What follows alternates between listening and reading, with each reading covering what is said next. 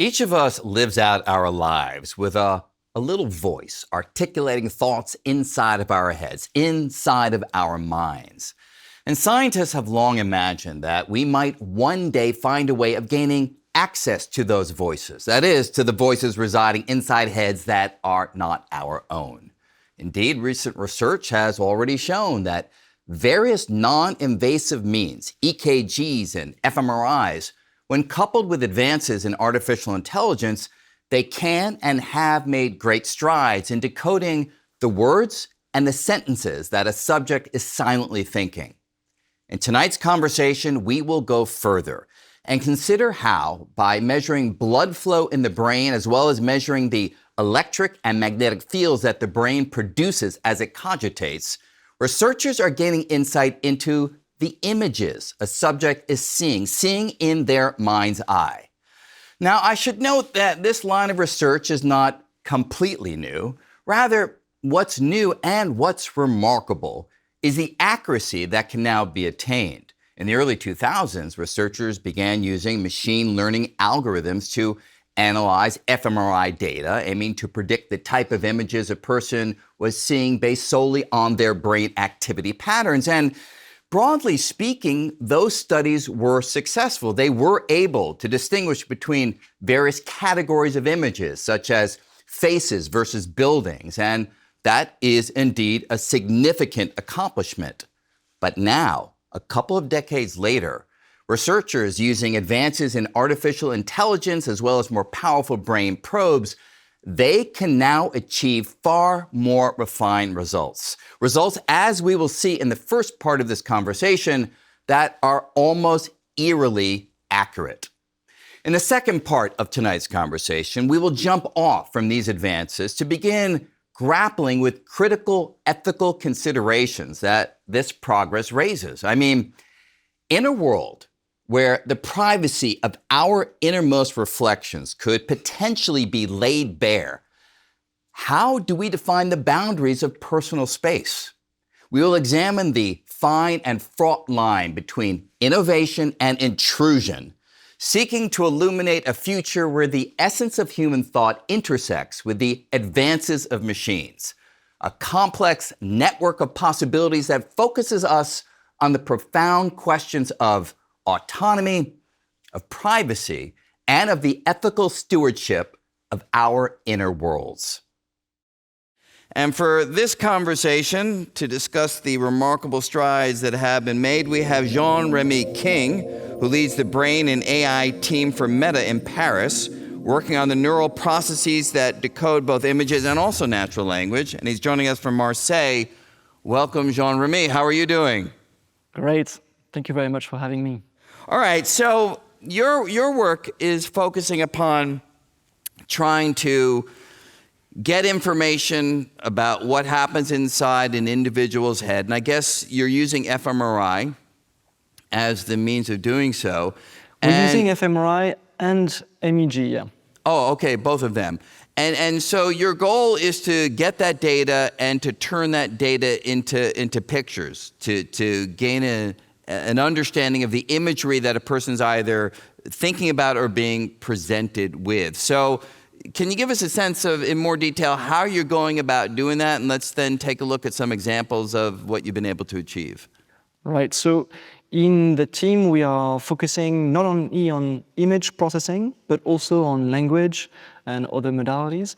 But the recipe that we follow tend to be always the same, is to try to compare the brain to pre-trained AI systems, to try to see how they differ, how they are similar in the way they process information.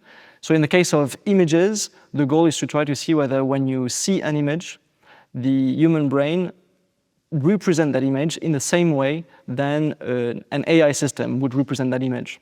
And so what sort of training regimen do your subjects go through in order to be part of your study? What do they look at images for, hours on end that are pre-sorted and you know what they are, or just tell us how you do it?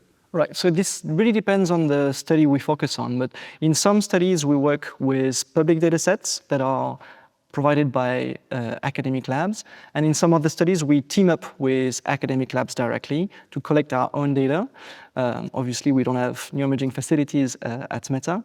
And the data regime can vary. There tends to be two types of approaches. One which is where the participants watch many images across many different sessions, for instance, in the fMRI scanner or in the Magnetoencephalography scanner. We're speaking of something between 10 hours of recordings or 40 hours of recordings for some data sets, with a focus on just a few participants, less than 10. And there is another data regime that is also used in this work, where each participant is only being recorded for 1 hour, but we analyze many more participants, around 100 or several hundreds. And so we have some examples that we'll show in just a moment. But again, just to set the scene for it, we have some on the screen already. So you train the individuals, you see how their brain responds to images that you understand what they are, and then you present novel images to those individuals, and you try to measure what's going on inside of their heads and predict what it is that they are being presented with. That's the general protocol, if I understand correctly. Is that the gist of it?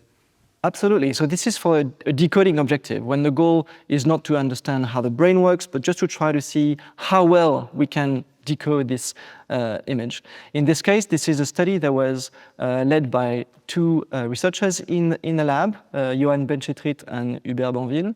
And we work with this public data set, which is called NSD, where the participants watched images, still images, one after the other, during 40 sessions of fMRI acquisition.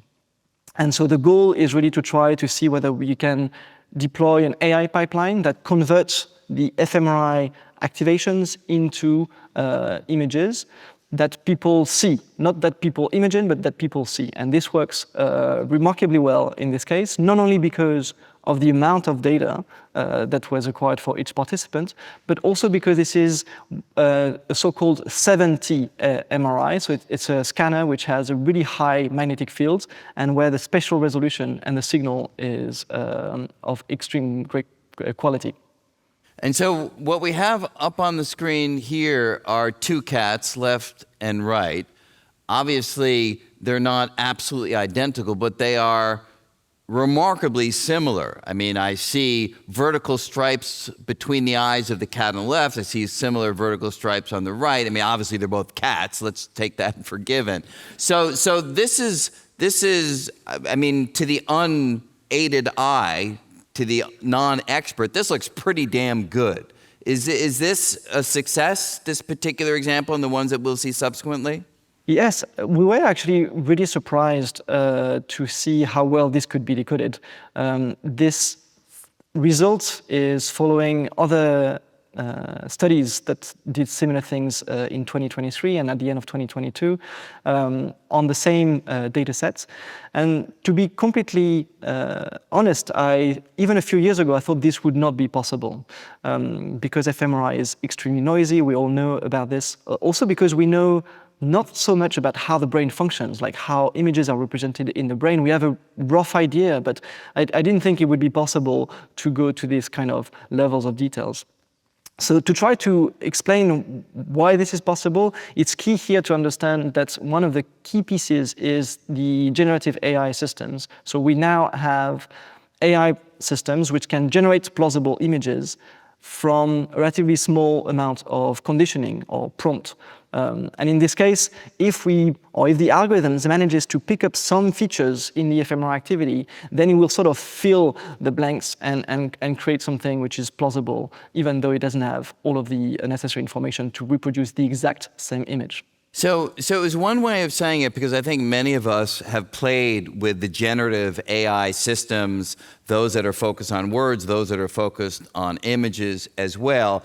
And at least I have, but I think many of us have been enormously impressed how you give a small prompt and a very complex image can be generated from that. In some sense, can we view the fMRI data that you're getting from the individual who is in your fMRI machine, that data is taking the place of the prompt, and by the Absolutely. decoding. Yeah, and by the encoding and decoding that you're doing, you're creating a prompt for the system, but it is a particularly good representation of what the person is thinking or seeing, and thereby getting the generative system to yield an image that's pretty close to what it was that they were presented with. So this is one example. I think we have a bunch of others. Can we just go to example number 2? So, here are, a train on the left, and, at a quick glance, they almost look identical. Obviously, there are differences if I focus more closely, but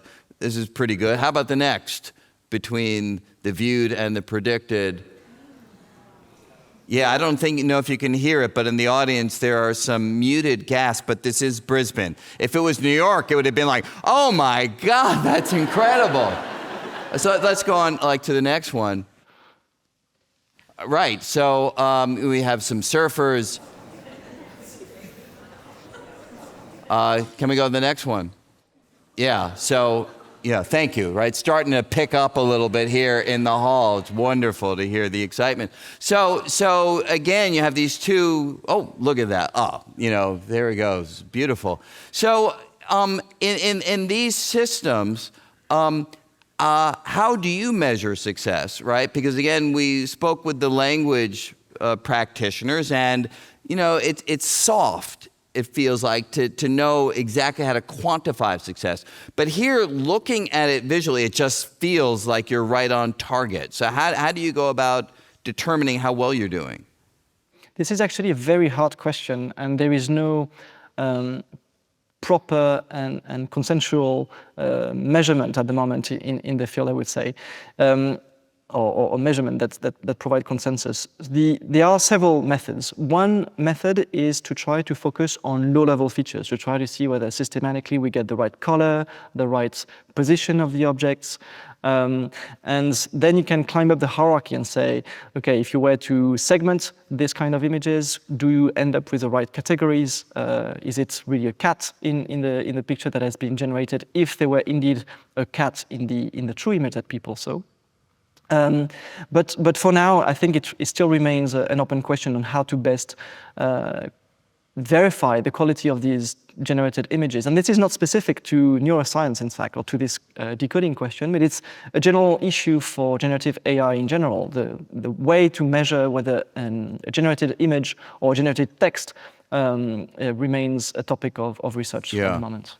And so in the examples that we're looking at, and we're going to look at some others in just a moment, I guess with MEG as opposed to fMRI, but in the examples we're looking at, it's a viewed image versus a predicted image. Have you done examples where it's an imagined image as opposed to a viewed image? Of course, in that case, you'll have to ask the imaginer whether or not what you're showing agrees with what they were thinking.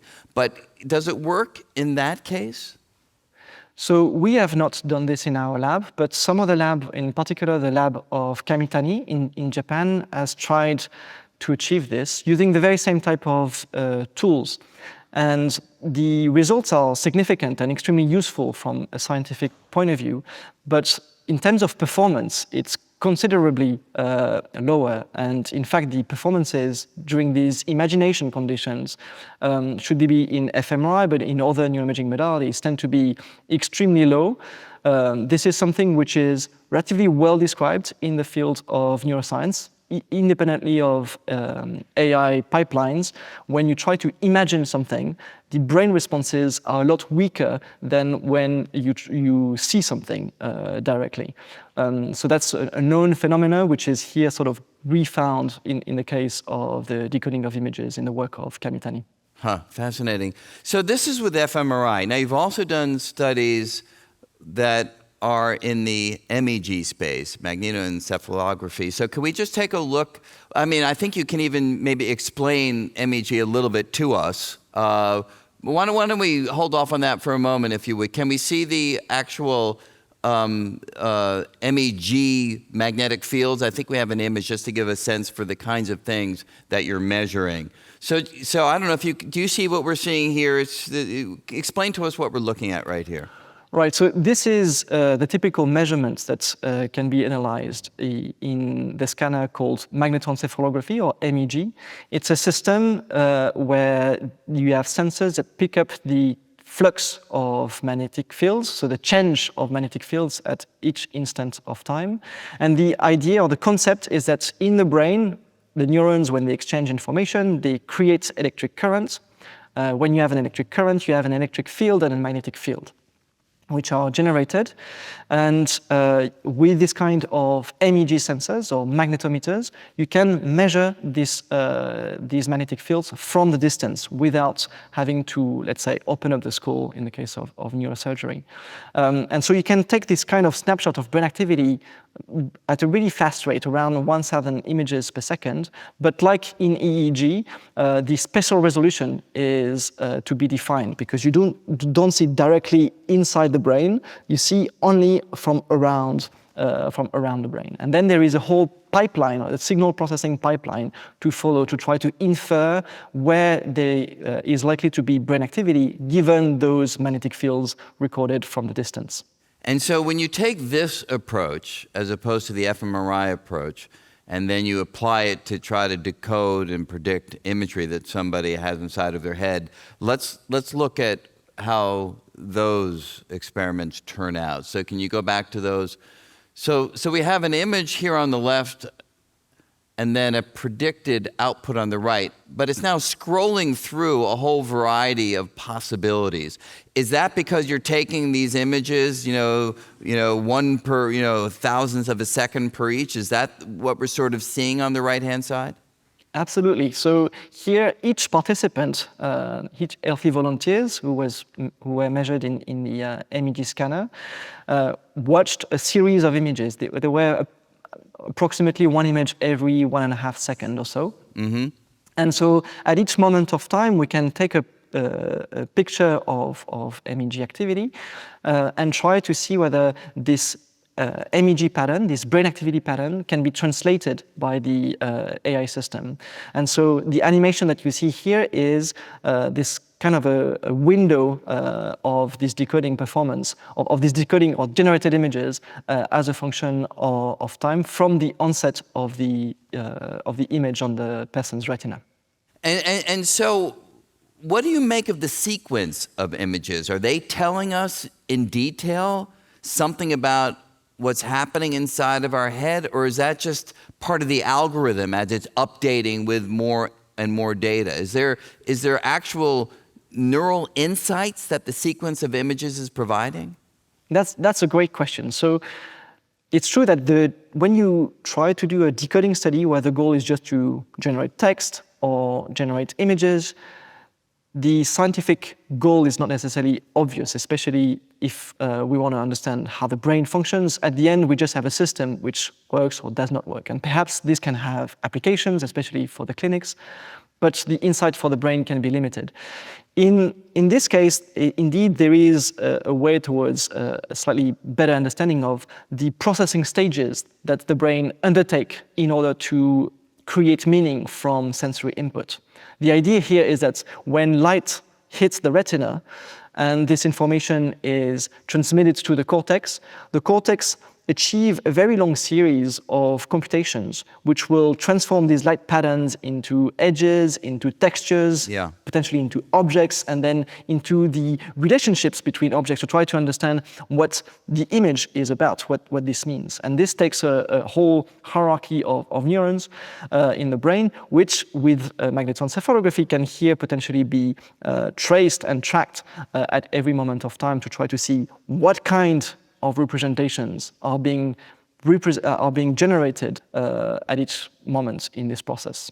And if I understand correctly, you've actually begun studies that are looking at the brain over time and trying to align the processes that you can measure through your external devices by measuring the electric and magnetic field. You're trying to align it with what you think the brain is actually thinking while this process is developing. Right. And so can you take us Absolutely. through? So the here the goal is exactly the mirror of decoding in a sense, right? It would be, can we use pre-trained AI systems to predict brain activations in response to a sensory input? Because the reason why all of these decoding studies actually work is because the representations that are learned by AI systems, should they be language models or should they be computer vision models, these representations tend to be similar to those that we observed effectively in the lab. And that's in a sense already a discovery. This was not expected, and certainly is a huge topic of research today, to try to understand the general principles that push AI systems and the brain to ultimately find the same representations. But in practice, what does this allow us, this alignment between AI and the brain? It allows us to try to pinpoint precisely the type of representations which are being generated in each brain regions and at each moment of time. So for instance, we have studies where we try to understand the sequence of representation the brain undertake to convert the sensory input of a written word into its meaning and its contextualization within a sentence. And so how far have you gone in actually tracking it? And how confident are you in the interpretation of the tracking? I think, well, this is a hard question. So in terms of how far we are, I think this is still the beginning. Where there is certainly a shift is that the scientific community is understanding that the more data we have and the more precise is going to be this understanding of the architecture responsible for the generation of representations in the case of reading, but in the case of perception generally.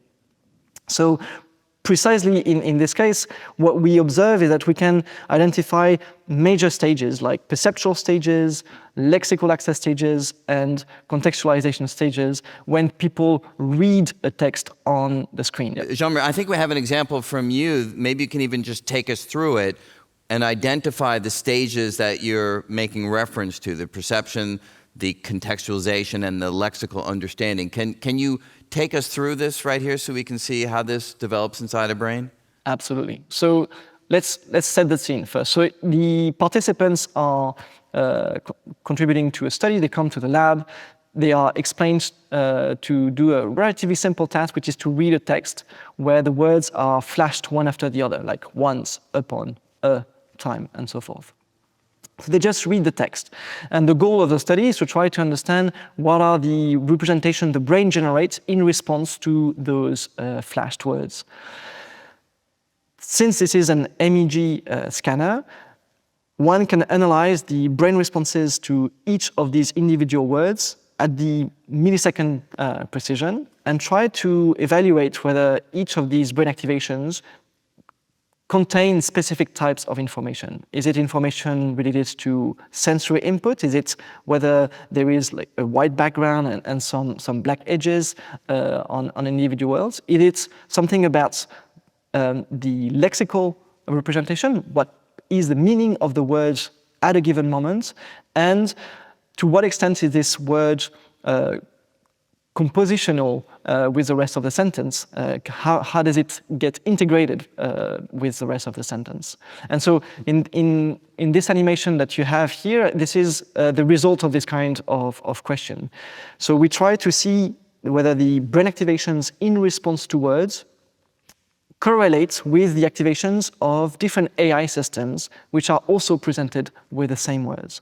When the brain is color-coded in blue, it means that these particular areas in the brain, they tend to have activations which correlate with computer vision models, the kind of AI systems which can be trained to recognize captchas on a computer screen. And we see that basically the biological activation in the brain, they tend to resemble the artificial activations in these computer vision model. At the back of the brain, I have my little brain here, so I can try to show it in a more interactive fashion. So this is a brain. This is actually my brain, 3D printed. It's a very in the big same way brain. that you can see it on. No, it's actually, I thought it was pretty small, but that probably tells a lot about my expectation here.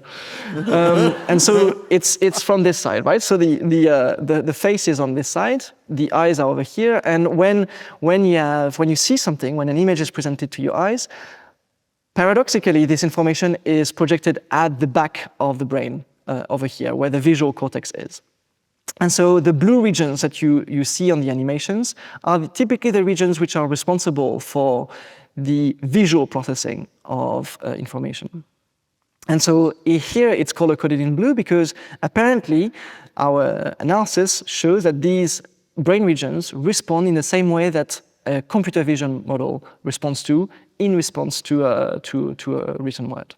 And that takes around 70 to 120 milliseconds. So it's relatively at the beginning, let's say, of the processing.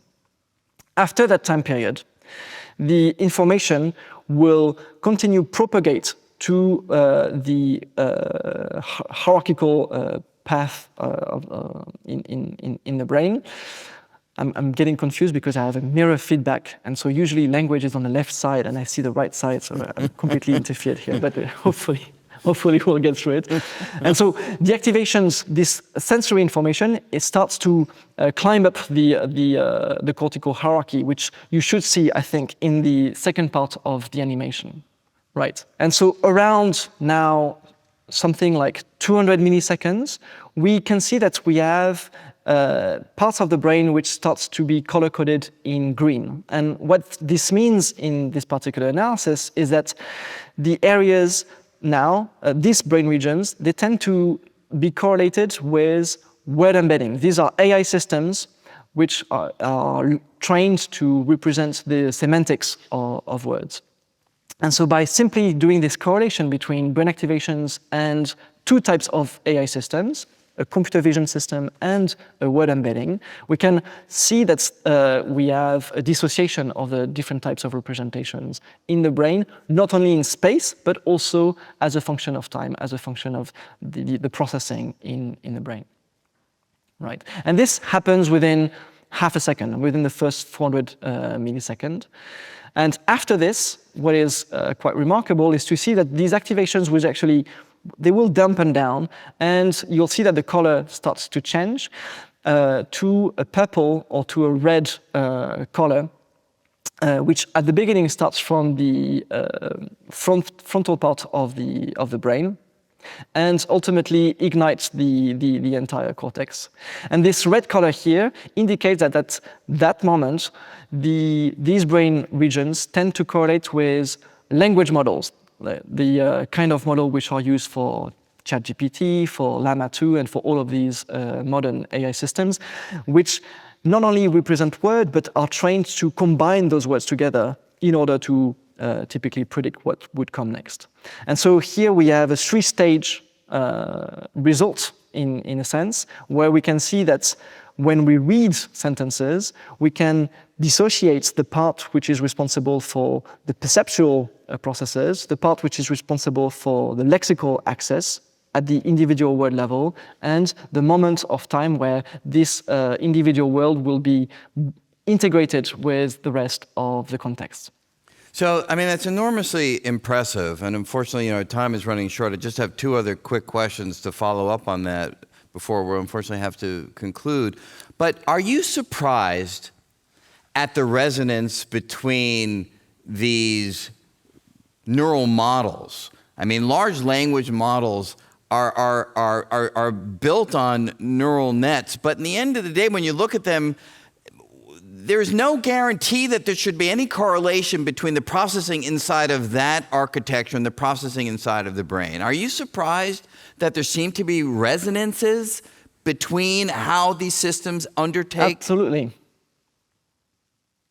It's not only me, actually. I think it's pretty much the whole scientific community. I remember that when I was a student in the early 2000s in AI, the teachers very clearly tried to explain that AI systems or artificial neural networks had nothing to do with the brain. We say artificial neurons, but really this is a metaphor. Like, try to keep in mind that these are not actual neurons. And now, 15, 20 years later, we have many studies, in fact, that demonstrate how remarkably similar the two systems may be. And so this is certainly a surprise, I would say, to many.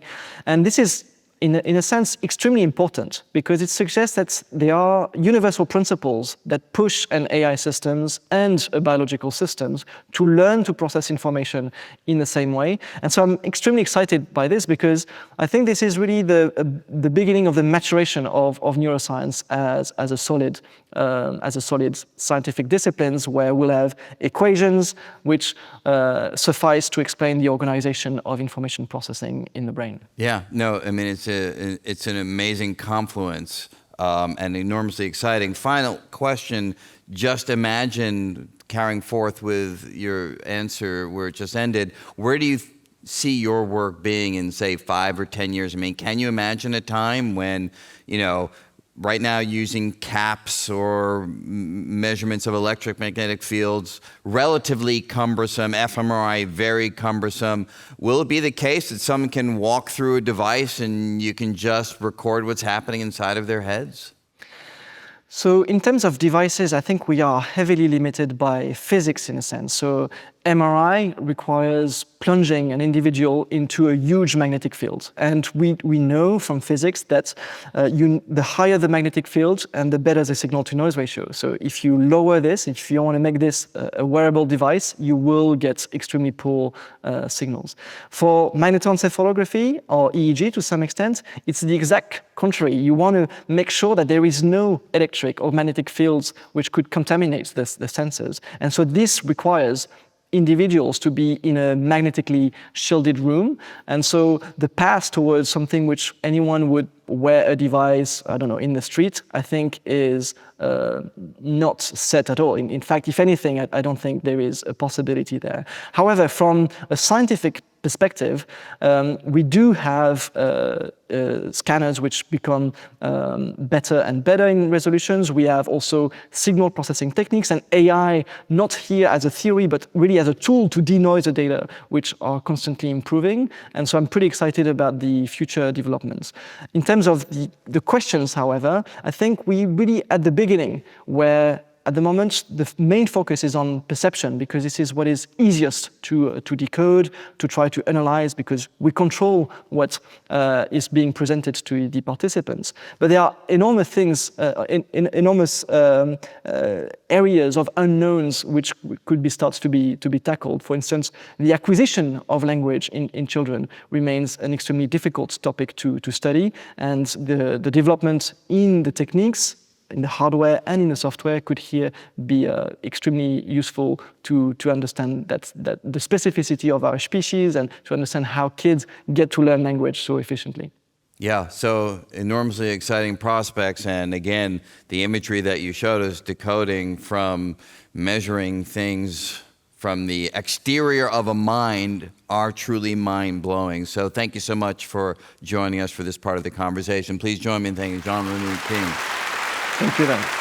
Thank you for having me. All right, so for our final part of the discussion here tonight, we're going to tackle the obvious next question, which is if we're getting to the point where someone thinks of a cat or sees a cat and a device can decode the signals that it can measure from exterior to the head and create an image of a cat that's similar to the one that the person's thinking about, it raises a whole host of questions. Should we do this? What regulations should we have? What sort of perils or dangers do we face if we're in a world where that kind of invasive measurement of the mind is possible? And to discuss the ethics and the potential guardrails that should be put in place, let me bring in Professor Michael Blumenstein, Deputy Dean for Research and Innovation in the Faculty of Engineering and Information Technology at the University of Sydney. Thank you. Good to see you. Second, we have Lizzie O'Shea, who's an attorney here in Australia focusing on data privacy issues. She's the founder and the chair of Digital Rights Watch, which advocates for human rights in the digital space. Welcome, Lizzie. Thanks for Thank you. joining us. And finally, we have Toby Walsh, who is Professor of Artificial Intelligence in the School of Computer Science and Engineering at the University of New South Wales, Sydney, where he's also the Chief Scientist at the university's newly founded AI Institute. Toby, great to see you. Thanks for joining us. All right, so let's just jump in. You know, we're getting to a place where there is technology that, sure, it's not something that can be hidden at the moment. It's something that you have to volunteer for if you're going to go into an fMRI machine and have your blood flow in your brain monitored. You have to put on a cap if you want the electric or magnetic fields inside your head to be monitored. So at the moment, it's not something that people will unwittingly engage in. But Lizzie, what are the issues that we're facing here, and what should we be worried about? I think there's plenty to be worried about. You know, often when we talk about something like privacy, we can mean many different concepts packed into a single word. So we think about secrecy, security of communications. But the other way that I like to think about privacy, to perhaps animate it more as a right, is to think about freedom and autonomy. And the space between your ears is a space that belongs to you, that has largely escaped surveillance for the time we've been able to use it in the capacity that we now do. And it's also a space that has been protected traditionally by other human rights, like freedom of thought. But I think it's also fair to say it's reasonably under-theorised when it comes to this kind of technology. But I think privacy is a useful concept to understand some of the limits. We do think that people have the right to be able to explore their own capacities, their inclinations, without being watched. We think that's part of being human. We think that that's a right that at times may need to be interfered with, but that should be done in ways that are fair. And in human rights language, what we'd say is it has to be legal, it has to be necessary, and it has to be proportionate. Those are the kinds of mechanisms you use to test whether that interference is justified. I would like to see more of that kind of discussion in how we talk about this technology. I'm convinced that no one who researches this field intends for it to be used in military applications that are potentially associated with torture or compelling people to behave in certain ways as a way of disabling them for use in mass propaganda campaigns to restrict what people think or confine how they might think. I'm also convinced... Lizzie, there's one interesting example there. You could actually argue this technology saves you from having to do torture. You have to put it out there, because if we can read your mind, we don't have to tear your nails off for you to tell us what you were thinking. That implies... It's a terrible thought, but you have to entertain it. Yeah. I mean, it implies that we only use torture to extract information in certain circumstances, and we know that the history of warfare, of political engagement, suggests that we use it for many more reasons. So I accept there's ways in which, this is a common kind of argument put in favour of, for example, AI-powered warfare, which I know Toby's got a particular interest in, that it could save lives because it could mean that machines fight with each other rather than human combat. But I think the flip side of that is we've seen how artificial intelligence is being used in theatres of war that actually accelerates the capacity to kill people at scale, to create an endless list of targets in military contexts, to essentially escalate genocide. These kinds of things is how AI is actually being used. And I think pretending that's not true, not that that's what you're doing, Toby, is a very dangerous game. So it's fine to be dazzled by the beauty of the science. I am, and I'm sure everyone here is. But I think it would be foolish for me to not come in here and say, we do need to think about long-term, where is this going? It is not just going to be used for the benefit of people, particularly who are experiencing disability, which seems to be, I think, a really important motivation of the development of this tech, that in fact it's going to be used, I think, to dehumanise people, to manipulate people, to kill them, to torture them, to entrench certain forms of power. But what's the negative side that you see for this? So Toby, can you give us where do you come on this? We're going to come to the negative, but I think we should stick for a moment on the being dazzled, because I think at this point in the evening, we should be completely dazzled, right? In the sense that we are going to go through one of the most profound scientific revolutions that we've ever experienced. I mean, I know that you're interested in understanding how the universe ticks, but the most interesting thing in the universe, let's be honest with ourselves, is us. And we're on the verge of understanding us. And that's why I think AI is one of the most important scientific pursuits, if you indulge me on this, Brian, of this century. Because at the end of this century, I expect not only we will have all these useful AI things that do useful stuff and have made our lives healthier, wealthier, and so on, but we will have perhaps got an insight into what's going on in here. The only flip side I'd say to that is there's another way of looking at the AI developments, which is we used to think that we were so special because we could write these beautiful sentences, and Shakespeare could write these beautiful sonnets and these wonderful works, and the real Dali could paint the Dali work, but now there's Dali that does pretty good. So maybe we weren't so special after all, and all you needed was a lot of computing power to put it all together. And so maybe we're not that interesting. And at the end of the century, that's perhaps the most worrying outcome, is that we discover that it wasn't actually very special at all. But we're going to find that answer.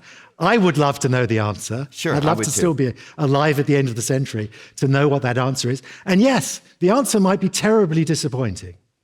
We might not be as special as we think we are. Right. And so Mike, where do you come down on the worries? I mean, as someone who's actually pushing the frontiers of this, where do you come down? I mean, for instance, there in the AI, just generic AI space, there was this letter that, I don't know, what is it, 30,000 plus researchers signed saying, slow it down, right? Yeah. We don't understand this well enough. Danger ahead. Yeah. Is there a similar push and worry in this kind of decoding of the brain? I think my perspective is a little bit somewhere between what we've heard here. I think that I don't actually fully understand why we go to the worry first. It's you buy yourself a new car, the first thing you're not thinking about is, I really don't want to hit that person that I'm just crossing the road. Why are we going directly to the worst possible scenario? The AI has been around for decades. And as you point out, the reason it hasn't come to front of mind is because we've augmented the technology, the algorithms, the amount of capability, capacity. But the reality is the science is beautiful, but it's not just the science, it's also what comes out to benefit people. So my view is that if we've got the view on AI as, people have been developing for decades, why have they been doing that? Because A, they're very excited about the fact that they might one day get to replicate the most complex organ in the universe, which is the brain. So there's that driver around that. But there's also this, unique sense of let's try and push the boundaries of technology and science for the good of people. And so, when we talk about the negatives, the worst case scenarios, I also am quite surprised when we talk about things like, that the brain is now the last frontier that will be penetrated by EEG or whatever. Well, people buy smartwatches. It's already penetrating our biological signals. We give out our biometrics at airports, face, thumbprints. So the reality is that people are doing it all the time. But obviously that feels different than giving away your thoughts. Sure, right? Sure. I'm not saying that it's exactly the same, but the reality is that giving away your medical status, to a company, people are doing it all the time. They tick a box. Do you think they want to do it though? Well, they seem to, without hesitation, put on the watch, and some of them sleep through the night with it attached, and it's being saved. Where is it being saved? Who's accessing it?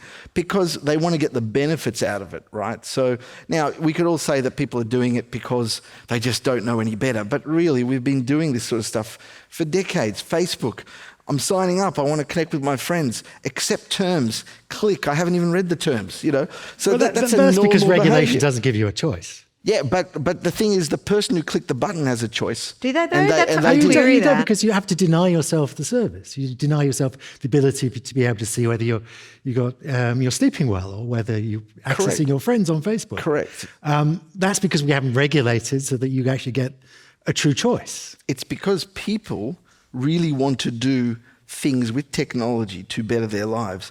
Someone who can't see their grandchildren on the other side of the world, or someone who may have a heart attack predicted because they have a personal But device people didn't attached actually to them. want to be manipulated how they vote in the election. Facebook chose that as their modus operandi, way of making money. Look, with every positive, there is a negative. And so, Toby, how would you regulate things so that people do have the choice that... Well, we've got a lawyer here. Ask a lawyer. I've got a bunch of technologist. suggestions if anyone cares Please, to yes. ask me. Well, in fact, we are... that came out worse than I thought. We are, in fact, going through a whole process in Australia right now of privacy law reform, which, again, when I talk to people, sometimes their eyes glaze over. But most people in Australia want improved privacy reform. If you ask them, if you poll them, they want to be able to use tech, but they don't actually like having to give up their personal information to do so. So they want to change how that's regulated. It's not enough to say that freedom of contract permits Facebook, Meta, to take someone's data and use it, sell it, or let it be taken off the platform and used by a nefarious consulting agency to engage in large-scale mass propaganda campaigns. I don't think people agree to that when they click on the terms and conditions. So the kinds of changes that are being proposed would bring Australia in line with lots of other liberal democracies, but we're, at least 40 years behind, I would say. And so it's introducing things like a fair and reasonable test. So it's not just a click to consent, that in fact there's an obligation on companies to then use a fair and reasonable test in how they might use that personal information. And that'll change according to the kind of information, whether it's biometric, for example, or it's your bank information, or it's just what kind of product you bought. Those things will change. That's one example. I think you should be able to sue companies when they misuse your personal information. I would say that because I'm a lawyer and I like suing people. And I think it serves a purpose in a democracy when companies behave badly. She just got 275 million out of Uber by suing them. Because that gets a mixed answer, but that's a company I think that did the wrong thing, and it's not acceptable to come into the marketplace and not comply with the law. I think you have to have minimum standards that companies comply with. I don't trust corporations. I don't trust governments either. And I think we need strong regulations that hold them responsible when they do the wrong thing, and send a message to every other company and every other government that's thinking about doing the wrong thing that if you do, you'll pay a price. That's how I think we have to change the regulatory framework around privacy, so it's not just left to the individual to navigate endlessly these agreements and to make calls that are really difficult. Do I want to participate in public life at the expense of my personal information? That's not good enough, in my But Lizzie, opinion. can you envision situations where compelling someone, say, to use one of these devices, let's imagine a futuristic version of what you're working on that does a really good job of decoding the thoughts, not just the gist, but really gets it. Can you imagine situations where you would be okay with people in certain circumstances being compelled to use that technology? I think that's a good question that we need to think about more. Freedom of thought as a human right has generally been considered absolute. So there's no conditions in which you are entitled in human rights law to infringe upon that, because it's not justified. There's no way in which it could be necessary or proportionate, because it's so invasive. Forcing people to think in a particular way is considered too invasive. And I think that's probably the starting point. I find it very difficult to think about circumstances where you could require someone to use this. The kinds of issues that come to mind is the use in criminal justice, for example, to ascertain whether somebody might have be rehabilitated to be able to finish their sentence or obtain parole, to be able to assess their risk of recidivism. I find all those things to be hugely problematic because I've been watching the criminal justice system and how it uses technology. It routinely bakes in forms of discrimination, all done with the best of intentions, I'm sure, or with claims around the efficiency, the transparency, the accountability that comes from technology over, say, the whims of judges. And those things are legitimate discussions to have, but in my experience, the tech tends to flatten difference, or uniqueness of individuals by its nature, and then discriminate on the basis of cohorts that it's been trained on.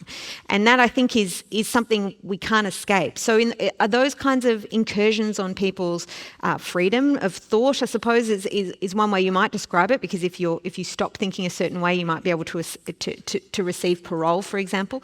I think those things, I can't see them being justified. I think we should start from the basis that it's an absolute right. But what about, I mean, just to be concrete, I think again, I'm not that familiar with the details of what happens in various industries here, but I think in certain mining industries, there are caps that individuals are meant to wear in order to ensure that they are alert enough and the system can measure whether they're in that, oh, look at that little picture up there. So are you okay? Are you okay with that? I think that's a really interesting question. So the workplace, unlike what most people would assume, is one of the places where you have very few rights, I think, as compared to civil society. And the right to be subjected to this kind of surveillance is an increasing issue in workplaces. So, train drivers and the like, where you have to measure fatigue. There's an argument for that, right? But I think then you think about the Amazon workplace in a factory floor, where that is a workforce that is so highly surveilled, and that things like Google Glass, that horrendous bit of technology that nobody wanted to wear because you look like a glass hole, shall we say, that's being repurposed for uses in workplace settings. But I think what we're also then seeing is... I don't think it's completely black and white, right? So the same technology is turning up in your car. Right, cars are starting to now monitor your alertness, whether you're awake. The wheel will shake if you're not paying attention. And why is that? That's because 1,000 people will die in road traffic accidents in Australia next year because people weren't paying attention. And that seems to me, that's an invasion of your privacy. Would you wear one of these in your office? No, but I'm saying if you're driving a 1-ton vehicle at 100 kilometers an hour and you're about to kill someone, maybe you have to accept there is some invasion of your privacy. So I totally agree. People are killed unnecessarily on the road. I think, firstly, I'd just like to say, Brian, when are we getting to the negative side of the equation? but I just wanted to make a point, and I'll give a concrete example. So some of the technology that we developed in my lab was developing a new product called Shark Spotter. It was a drone fitted with a camera to look for sharks in the ocean so that we could protect beachgoers. It was deployed right here in Queensland in about 50 beaches. And what's interesting is, a drone with a camera at a beach. I gave 100 lectures on the topic. The technology was deployed, but it was controlled by lifeguards. So it wasn't autonomous, it was controlled.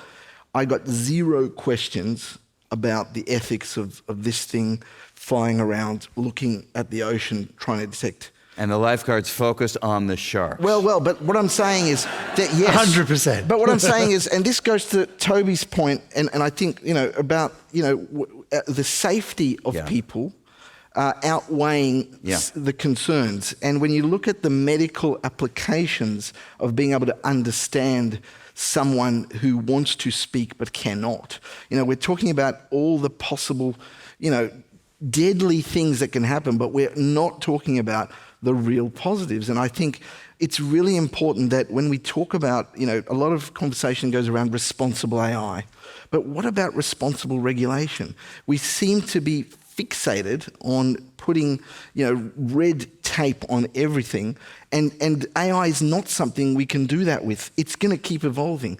There was a European framework that was signed with a statement saying we are now creating a framework to see how we can govern AI. Well, the very first draft that was written didn't even think about Gen AI, and they had to rewrite everything before they actually put in the final version. The reality is it's going to keep doing that. Every generation of technology will be different. So we're going to have to say, look, we can't regulate everything. We've got to look at it. What are the outcomes that we want? Do we want a better society with technology? I think technology gets a bad rap. We talk about it gets trained on past data and spits out results that will be, detrimental to people and discriminatory. Well, technologists who know the technology know how to eliminate bias out of data sets. They know how to do this. So we've got to say, all right, a lot of people will not trust the technology, but, just like you go to a doctor and you trust they're qualified to diagnose something that's wrong with you, we have to put a little bit of trust in the tech. Do you not think we have a right to say no as well, though? Because one of the things about that technology used in the workplace, for example, in the mines in, I think it's in Western Australia or Queensland, is they talk about also unions organising and resisting the incursions of that technology into their workplace. And I think that's a respectable pursuit. You should be able to say no as well, and that should be a meaningful discussion where you have rights that are respected, not just steamrolled. And that, I think, is where the technologists, they understand the imperative to push forward and progress this kind of science for really good reasons. But unless that's done within the parameters of a democratic system, I think there is real scope for misuse, and the positives can get sidelined in favour of more nefarious objectives, and it would be foolish to pretend otherwise. I believe in the opt-out. I do believe in that. But what I was just going to say was that, you may open up a whole bunch of different problems if someone says, I'm going to opt out of this, and then something happens to them, because they weren't warned. Isn't that their choice? That is their choice. But then what happens then? There's another legal challenge after that. But again, Lizzie, it's not completely black and white. You're a human rights lawyer, so you really worry about the individual. But if you look at the mining industry, if you go back 20 years, there were 300 fatalities every year. Today, the last year I saw the statistics, it was 32 fatalities. It's a tenth of what it was, because we do actually impose on some of those people's human rights, because technologies come in and made it a much safer industry. And so you have to, these are old questions. They're not really questions about technology. They're about balancing individual rights against the rights of the broader society that those people are in. And yes, we should be able to say, yes, I don't want to be monitored by my boss and fired because I'm not working hard enough. But equally, what about the 290 people who aren't going to die in mining accidents next year because we have technology to monitor them? Yeah, I agree. I think also there are examples of highly sophisticated industries being regulated effectively that get the benefit of developing technology while also having the safety. Aviation comes to mind. Sure. You talked about buying a car and not thinking about what could go wrong in a car when you're buying a car. I think about that all the time. I don't know if anybody else does, but I want a car that's safe, right? That was, 50 years ago, 60 years ago, that wasn't how cars were sold. They were sold on that they went fast, and that, Ralph Nader campaigned unsafe at any speed to get put in place safety mechanisms. So it's not the driver's responsibility, it's actually the manufacturer of the car to make it as safe as possible. And now cars' safety is routinely a selling point, right? And aviation's the other one. Huge amounts of data sharing, huge amounts of collaboration across the industry and standards, highly regulated, and now it's, the safest way to travel. That's how we convince people to use the technology, because it's safe. And those, I think, they're examples where safety and regulation go together. It's not the case that regulation or imposing individual rights or even the democratic will on technological development has to be a way in which it's held back. It can be a way in which it starts to function for the many rather than the few. So just to take it to one final direction before we have to conclude because of time. So we've been focusing for the most part on technology that allows us to read signals from the mind. So the mind does whatever it would be doing anyway, and we're just able to gain more information about it than ordinarily we would have access to. What about the possibility, and do you see this as a realistic possibility? Then we can talk about the ethics of it, if it is. What about being able to go the other direction? So read some signal from the mind and say, oh, we don't really like the fact that that mind is thinking in that particular way. Let's now manipulate the way that mind is thinking to bring it more in line with what society considers the right kind of thinking.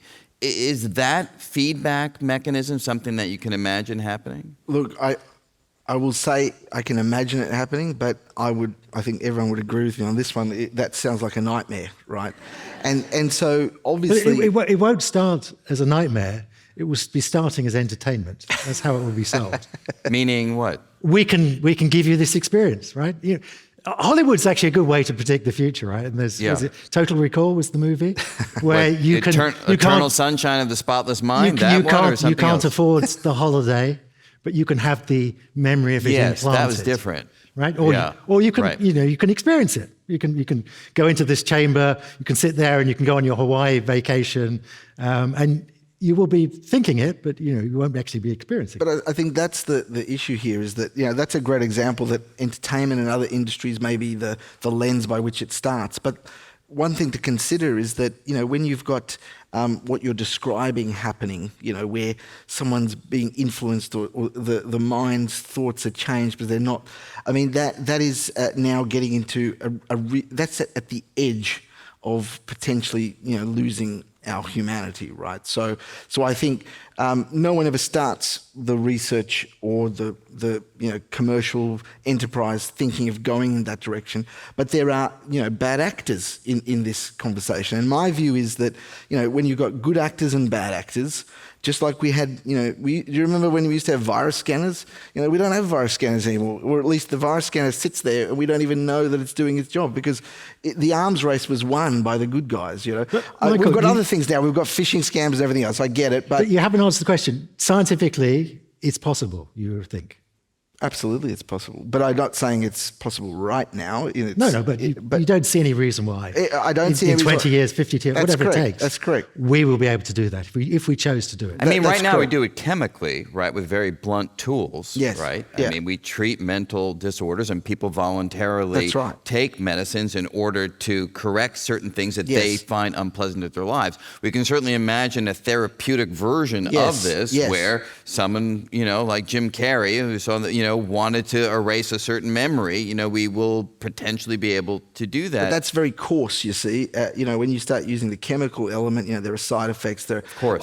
This can be very precise. It can be very precise, but it can have nefarious uses, which is the challenge. It's us being able to say the good actors being able to outperform the bad ones. Would it be precise though? I had this article I read a while ago, which was like, I hate what my Netflix feed thinks I am, because it's just full of these films like with a strong female lead. He knows you better than you know yourself. It's hugely depressing because the content is just being pumped out and they think that I'm going to watch it. And of course I don't anymore. I don't, because I think it's boring, right?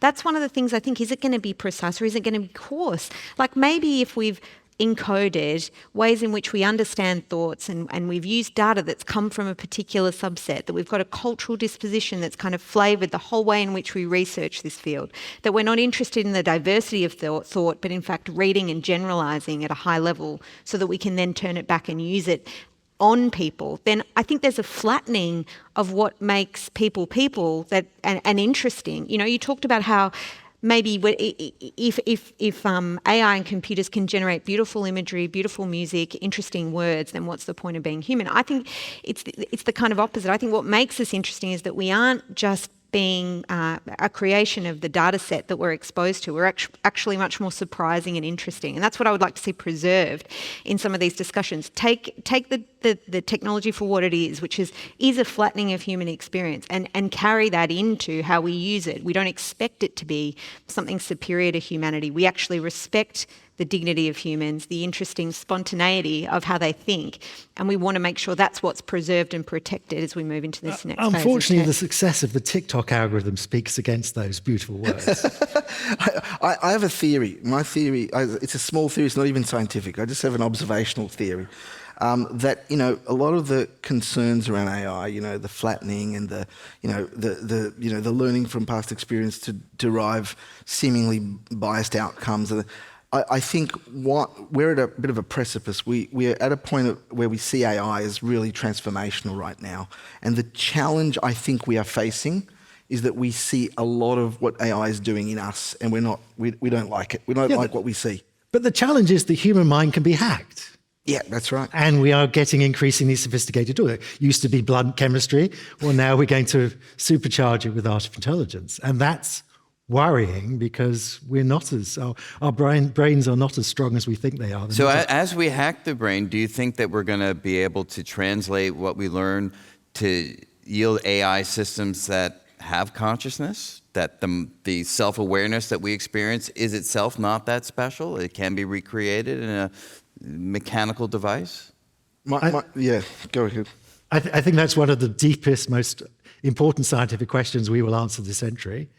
And the answer is? We have absolutely no idea, because we have no idea what consciousness is. I mean, it happens in the brain. Yep. somewhere in the back of the brain. That's about the sum total of the human knowledge of what consciousness is, which is surprising because it's the experience of being alive. Yeah, So of course. Where do you come down on This that? is the final frontier for me. I don't know about end of century. I'm not going to put times on things because sometimes we put times on things and they happen much earlier and sometimes they happen much later. I mentioned before that I personally believe that the way AI can really transition into something special, because it's not special now. The generative AI we're seeing, which is making us feel that we're at a really important time in history, is actually going to hit a wall. Like very soon, it's going to hit a wall. We're going to have the next generation of AI to really do something for the next special thing. But what I think is we need to, if we can tap into the understanding of our brain, which unfortunately it's 10 to 15% that we really understand, and consciousness is such a big part of what we feel makes us human. At least I think so. So I think if we're not going to move that dial, to get closer to like 90% understanding of our brain, we're not going to be able to really do anything special in the AI space, and we're probably not going to be able to really go to the next revolution, which will really make a difference. But that to me is the holy grail for us now, because we're talking about the most complex object in the universe and actually unpacking what that means. We're so far from that, though, at the moment. So final question, though, Lizzie. So if AI systems prove one day to be conscious, will you be willing to represent them? Sure, I'm happy to take instruction.